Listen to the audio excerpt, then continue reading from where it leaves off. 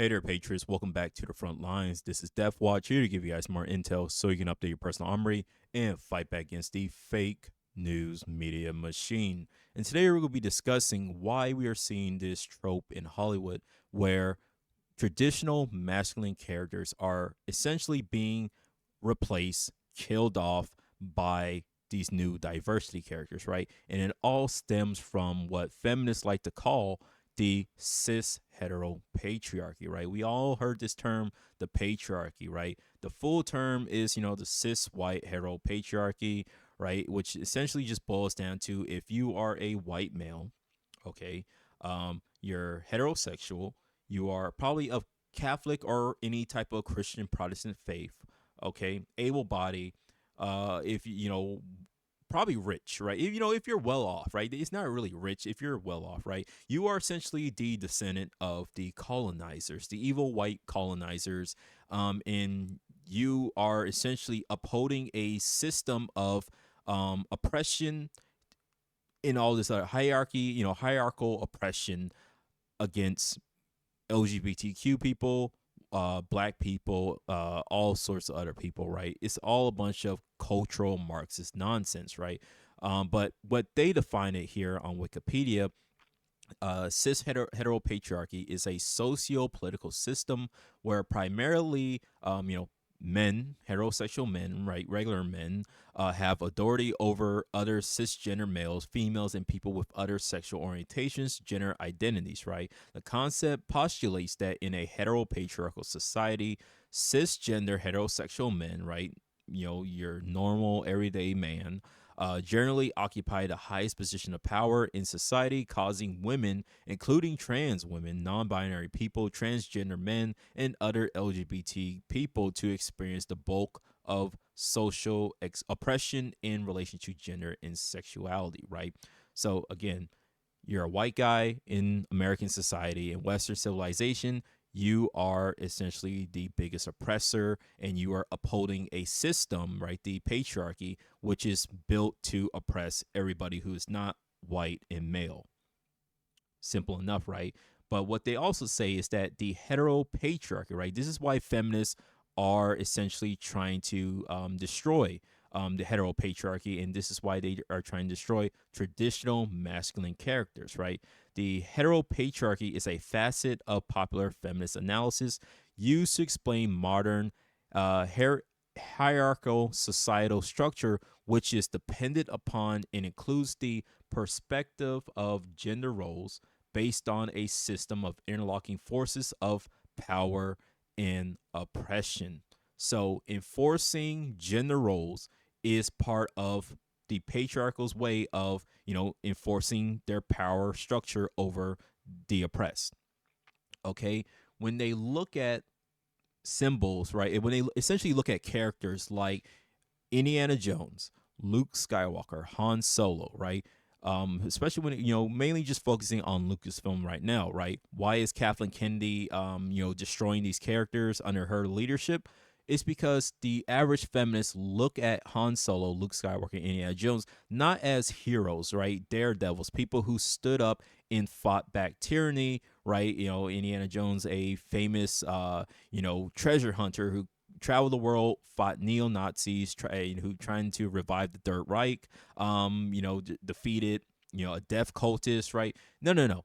These are people. These are essentially white male figures, right? The symbols of the hetero patriarchy that they don't want, the average white guy to watch these movies and kind of mirror these guys, right? Mirror these guys, these personalities, mirror what these individuals uh, essentially reflect on screen, because by doing so, by looking at Luke Skywalker, by you sitting down and saying, I want to be like Luke Skywalker, I want to be like Han Solo, well, what you're really doing in the feminist mind is you're saying that I want to uphold this heteropatriarchy that enforces gender roles in order to maintain its power and oppression of women, black people, LGBTQ people, whatever, right? That's what the modern feminist theorist believes in, right? I remember taking a women in film studies class back in college because I was like, hey, I just want to make sure, you got to make sure to know, right? When you criticize a lot of these people, you have to read their literature. You have to take their classes in order to figure out what exactly these people are saying. And again, and mainly it was just the same old crap that you hear on YouTube, right? Hey, let's break down these movies, these scenes in movies, these type of tropes within movies, and tell you exactly why it's problematic, sexist, racist, and all this other crap, right? Pretty much just cherry picking a bunch of nonsense, okay? Some good topics that they did discuss, I'll admit, but a lot of it was simply the same as, Anita Sarkeesian back when she was making feminist frequency videos on YouTube, right? Where she simply just said, hey, look at all these different tropes in video games. This is why it's sexist. This is why it's, oppressive and, disgusting and harmful to women, right? That's really all she really did, and somehow she made millions of dollars off her, off all that crap, right? Disgusting. But both of these characters, right? Indiana Jones, Luke Skywalker, are sad, grumpy, old, lonely, depressed heroes, right? Even you can say Han Solo as well, right? Okay, both have given up on what they essentially dedicated their life to, right? Luke Skywalker defeated the evil tyrannical empire, right? All of a sudden he decides that, oh, I feel like I'm going to just randomly try to kill my nephew because, even though I spared my father, right? I saw the goodness in my own father, who was a genocidal tyrant, right? I saw the goodness in him, didn't want to kill him, right? And then eventually he helped save me from Sidious and destroy the evil empire, right? No, I see a little bit of darkness in my nephew. I'm going to try to kill the guy in his sleep, right? And then after then decides to essentially just tuck himself away on a random planet, leaving his sister and his best friend to essentially fight off the rest of the empire all by themselves, right? Okay, disgusting writing. They both all of a sudden need motivation from a new self-insert Mary Sue character, right? Ray, Phoebe Waller's character, I forgot, I don't even care about the name of that actual character, becomes a passenger in their own movie, right? We can openly talk about, essentially, was like Halo. We can, look at Halo as well as an example of that. The whole entire franchise is supposed to be about Master Chief. However, the writers of that Paramount hired didn't even know what Halo was in the first place, didn't care about Master Chief. Master Chief is a passenger in his own movie. They focus more on this colony girl, whose colony got destroyed by the Covenant, and the evil mastermind behind the Covenant is a human female, even though the Covenant are a super religious, xenophobic, group of aliens who believe that humanity are devils that need to be purged from the entire from the entire universe, right? It's just again and again, right? There's a reason behind this, right? Even when it comes to Dungeons and Dragons, Honor Among Thieves, right? The directors say, hey, we swear that we're not doing this on purpose. We swear we're not part of the woke agenda, but we do love to emasculate leading male characters, right? When it happens once, okay, like usually when a male character in a show is emasculated, it's because it's supposed to be like, hey, this is a dumb character that nobody, no man should want to be like, right? This is why we're emasculating him, for comedic relief, to show you that, hey, the only men who openly, the only men who are cowardly, very despicable, are evil, right? Men shouldn't want to be like this, right? You young boys shouldn't want to grow up to be like these men, okay? And that's usually what it's used for, right? When a leading male character is emasculated, it's usually a kind of form of showing that, hey, this character failed at something. They are now weak, and now that character needs to kind of, change up their life, right? Because they are probably arrogant, didn't believe in whatever, kind of like bigger, overall big message, right? I'm trying to think of like a story off the top of my head. I can't. I'm just drawing a blank on a lot of those, a lot of stories like that, right? Where say like, a random character is told that he's the chosen one, right? He needs to stand up and fight for the good of humanity, right? He doesn't believe the oracle. He's like, psh, this lady's just talking a bunch of nonsense, voodoo, whatever, right? He goes out, does whatever, drinks, parties, completely not believing that he's supposed to be part of some, ritual destiny to defeat, some evil dark lord, right? He has a moment of weakness. He gets taken advantage of. Something bad happens to him, right? And now he's at his lowest point, and then he starts to realize that, hey, maybe that oracle was right. He goes to seek out that oracle to figure out what exactly she meant by this, and then all of a sudden, he's now like the hero. He becomes the traditional masculine hero here to defeat the evil forces that's now coming, right? That's usually the way that they use, the trope of emasculating elite male character, right? However, in modern day Hollywood, these are characters that already went through the trials, right? They already went through all the trials and tribulation that took them from that, essentially destroyed the young boy that they were and formed them into a heroic men. Okay, they already went through those trials and tribulations. They're now the heroic male character. Now all of a sudden, these feminist writers are taking these characters and destroying them, breaking them down, and making them completely useless. Right? Indiana Jones fought the Third Reich, went around defeating the Nazis who were trying to revive the Third Reich, defeated death cultists, right? How was he rewarded at the end in Indiana Jones 5, right? He is nothing more than a shriveled up, depressed old guy. His son got killed off in Vietnam. His wife divorces him, right? He has he goes back to lecturing at whatever university he's at, right? The students completely are just like, who the hell is this guy, right? They're not paying attention to his lecture. And then Phoebe Waller's character just comes in. It's like, hey, I'm the man that you do this for me, right? You're going to do all this crap for me. Like, who the hell are you, right? We don't care about you. We know who Luke Skywalker is. We know who Han Solo is. We know who Indiana Jones is. We watch them grow up in all the different trials and tribulations that they went through to become the person that they are now. We saw how they became traditional masculine heroes that we all emulate, that we all love, okay? These new characters, Rey Skywalker, Phoebe Waller, right?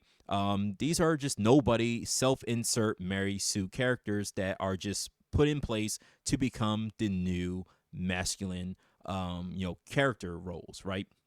And that's really what I wanted to talk about here, is that what we're really seeing here is the not only emasculating of the killing off of traditional masculine characters, but essentially with going back to this hetero patriarchy, right? It says they openly say that, well, how the patriarchy keeps its power is by enforcing gender roles, right? That's how it keeps its power and continues to keep its oppressive force, its downward oppressive force on black people, on all these other people who are not white heterosexual men in society, right? And so what the feminists are trying to do openly in these movies is trying to reverse gender roles, okay?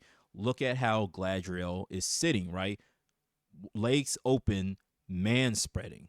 Okay, this picture right here, I just happened to find on Twitter. One day I was scrolling, and I was like, she open says, "If I were a man," right? They sitting on a train, legs spread open, right? Very triumphantly, right? Why is that? Because back when I believe it was 2016, 2017 is just when the whole man spreading trend became a thing, right? Feminists were openly saying that men sit like this not because we have a balls and a penis in between the legs that essentially is very uncomfortable if we sit with our legs closed. No, we sit like this because we are essentially posturing to everybody that, hey, I'm a man, I'm in control, right? Especially if you're a white man, right? If you're a white man, you sit like this because you're like, yeah, I'm part of the patriarchy. I have all the power. You guys are essentially oppressed subjects to me. Okay, get out of my way. Move aside. I'm trying to spread my legs here. I'm trying to take up as much room as possible, right? Just like my colonizer ancestors. Okay, like it's ridiculous. Okay, anti-man spreading chair was even created, right? This lady won a award for it. Okay, and you see here how the male figure, the male model, as I said figure, but male model here, he's sitting in the anti-man spreading chair, forcing his legs closed. But however, she also made a chair where the woman is now sitting in a way where her legs are now spread open, right? Why is that? I thought feminism was about equality, right? I thought it was all about making everybody equal. So shouldn't everybody be sitting in a in a anti-spreading chair where everybody is legs are closed together? So in order to make as much room for everybody as possible, right? No, it's about, again, they see the way men sit as a symbol of power, right? They see it as a symbol of power, and so what they want to do is reverse the gender roles. They want men to be, to essentially be what they view being a woman in a patriarchal society is, being weak, being oppressed, while at the same time they want to empower women and make them, want them to kind of incorporate all the traditional masculine qualities, right? However, what is going on here is that they don't understand. They don't understand what really makes somebody heroic. They don't understand why traditional masculine characters are heroic in the first place, right? Because what I've always said is that femininity and masculinity is deeply tied to the gender, right? It's deeply tied to the gender, the biological sex of the individual, right? Masculinity and hypermasculinity is simply the essentially taking the stereotypes of men and then cranking that up to 100. That's what hypermasculinity is, right? Being he-man, right? Men being masculine, heroic, staring death in the face, super muscular, buff, right? Ready to, throw down with anybody at any time, right? Not over aggressive, not over like, because again, they like to claim that, toxic masculinity is being aggressive, right? Being aggressive is not bad, right? They also claim that being self sufficient, right? Being self sufficient is also part of toxic masculinity, right? It's like, what? Everybody needs to be self-sufficient, right? Being overtly dependent on everybody else, right? On everybody and everything. That's dumb, right? Who are you as per that's called being a leech. I'm sorry to tell you that, but if you're not self-sufficient and you're, the opposite of being self-sufficient is being constantly in need of, constantly having to rely on other people to do things for you, right? That's called being a leech, okay? Or being a parasite, okay? But He-Man, the original He-Man and She-Ra, are good examples of how you can have both, heroic men and females on screen, right? We see that in anime, right? You have women who are ninjas, knights, right? It's a very cool trope, right? The tomboy, trope in that anime likes to project a lot, right? You see it in fighting games, right? But however, the women are still very feminine, right? They are not overtly masculine as we see in the new He-Man Masters of the Universe TV show, where they decide to make Tila.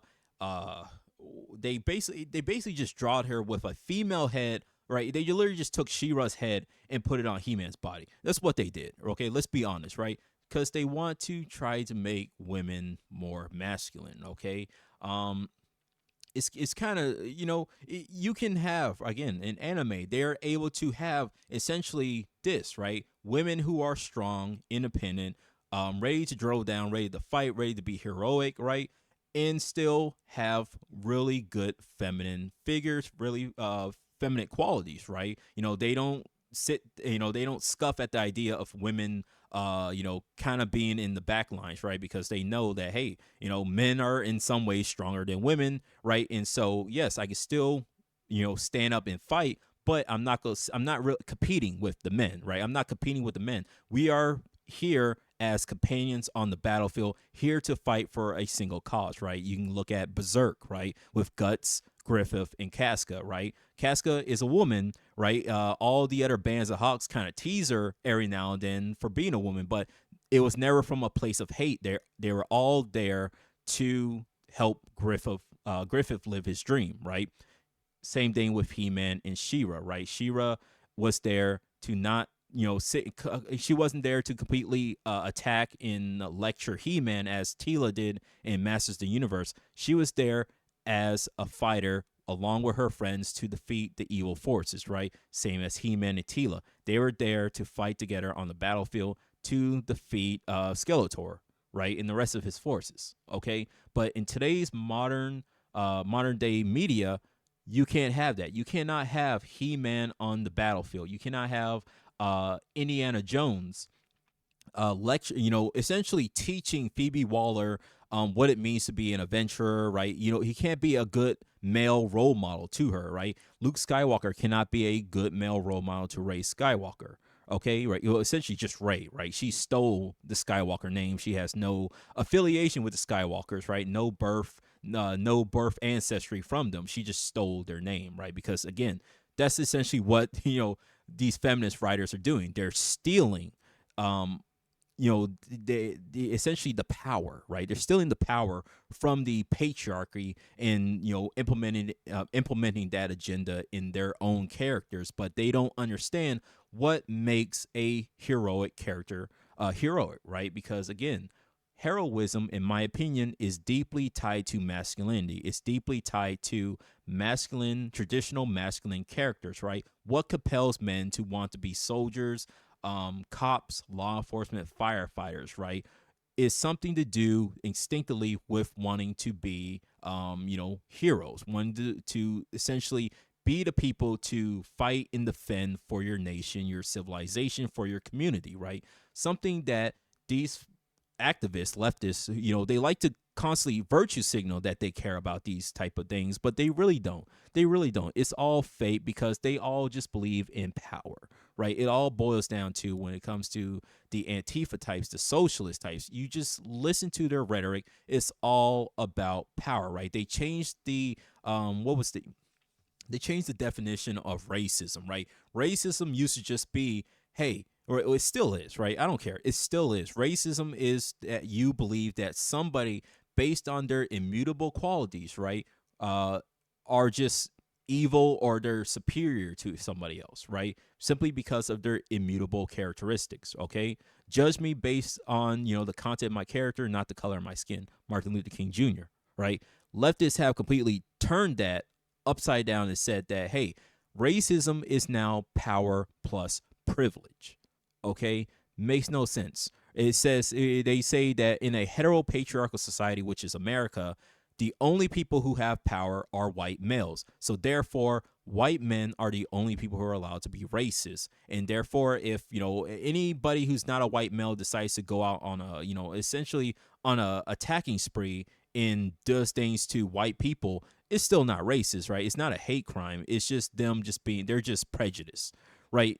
Stupid, makes no sense. It's essentially what the other groups of people, actual racist groups of people openly say all the time when they scream white power, right? They believe that white people are the only people in the world that have power.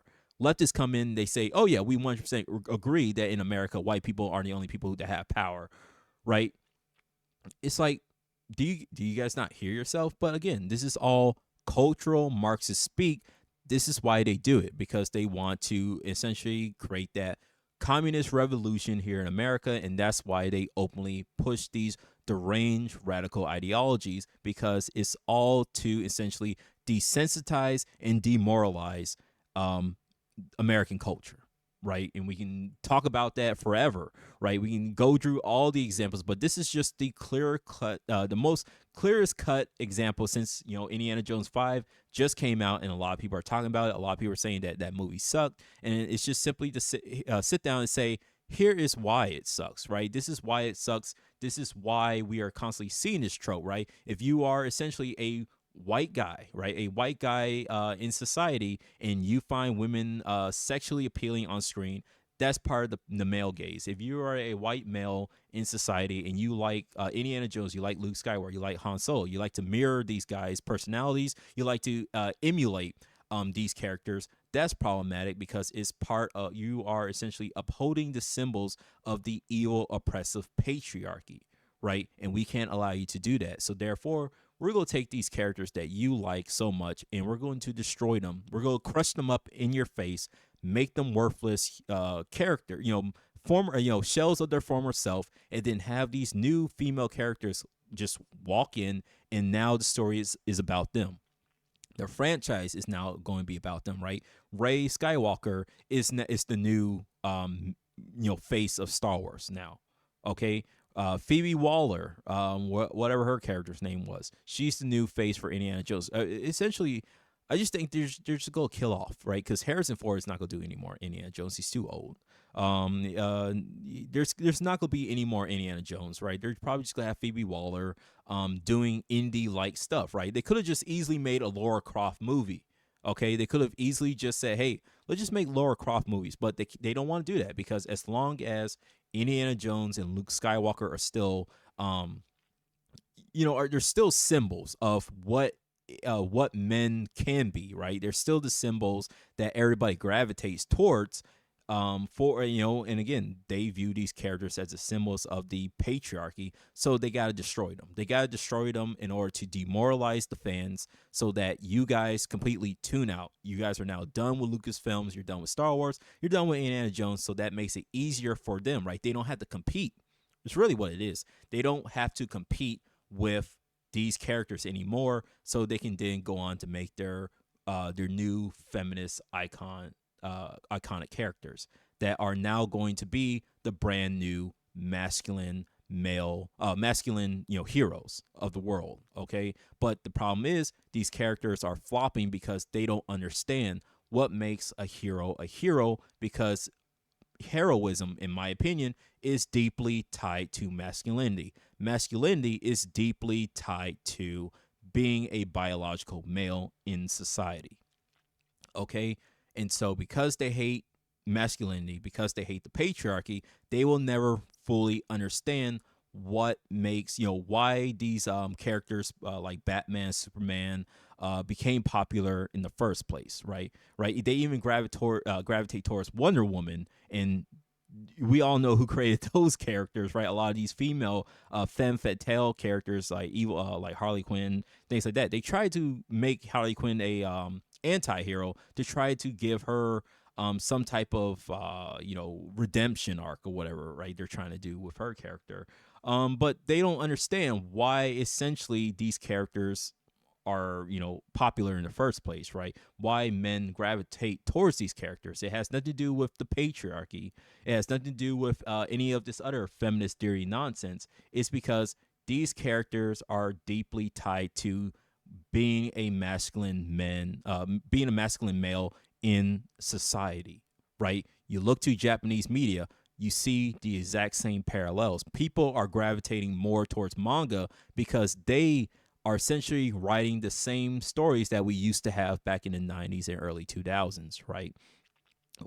Especially when you look at, manga like Berserk, you look at Vagabond, Vinland Saga, you're seeing a lot of those type of characters that used to be very popular in the early, the late 90s and in the early 2000s, right? And it's just kind of crazy seeing all this crap kind of fall apart in real time. And so, like always, stay safe, stay sane, be vigilant, like, share, subscribe. Let me know your opinions about all this crap, right? Because really all of this is just anti-male, right? It's anti-patriarchy, and therefore it's anti-male. The male gaze is just simply, if you're a heterosexual male and you like women, right? You like seeing sexy women, you like looking at sexy women, that's problematic, even though, people like Megan Stallion and Nicki Minaj can release a music video like WAP, right? And then She-Hulk can be twerking on stage, twerking on set with Megan Thee Stallion, right? But if you're a guy and you enjoy that, well, you're a sexist pig. But at the same time, women sexualizing themselves, that's female empowerment. Makes no sense. It's just anti-male. Anti-straight white men, right? And because, as a black guy, I'm like, well, I still like women, right? I'm still a heterosexual guy. I still want to see sexy women on screen. I want to still see heroic men on screen, right? But they're like, no, sorry, you're not allowed to look at that either, because as part of the patriarchy, and you're part of the oppressed group, and so therefore you're not allowed to like this. You're supposed to be on our side and hate this crap and push for characters that are the complete opposite of all this crap, right? And I'm like, no, I'm gonna go to look at Japan and look at what they're doing. I'm gonna look at what South Korea is producing. I'm gonna look at what Japan's producing, because even though they're a they're all Asian over there, right? There's no white colonization happening over there. They're still producing the exact same content that we used to have, right? It's just it's stupid, right? Again, when a lot of this bullcrap ideology gets reflected, gets moved to, when you look at outside the United States, all this type of ideology falls apart because, again, it is about cultural Marxism. Cultural Marxism is the idea that, hey, it's Marxists simply sat down and said, hey, communism is not a cookie, a simply, fill in the blank here type situation, right? There is different cultures around the world with different politics, religions, different socioeconomic problems that's going on there, right? Communism is not a one shoe fits all situation. You need to kind of, tailor the communist rhetoric, especially to one culture, right? When you look at American culture, right, the way that you try to implement communism in America is not going to be the same way you do for Mexico and or Canada, right? The same things that they did in Russia and China and North Korea were all different, right? That's what Yuri Bezmenov, an ex-KGB operative who worked under the communist regime, openly said, right? He went out around and said, hey, this is what subversion is. This is how we were trained to go out to different countries to try to study and then try to find different ways, what are the weak points within that culture that we could easily try to influence those groups of people in order to embrace communism and socialist rhetoric so that they can then rise up and create that socialist revolution, right? It's no different. It's no different anywhere else, right? Okay? Like, that's really the core of all this crap. But like I said, like always, stay safe, stay sane, be vigilant, like, share, subscribe, and I'll see you patriots on the battlefield.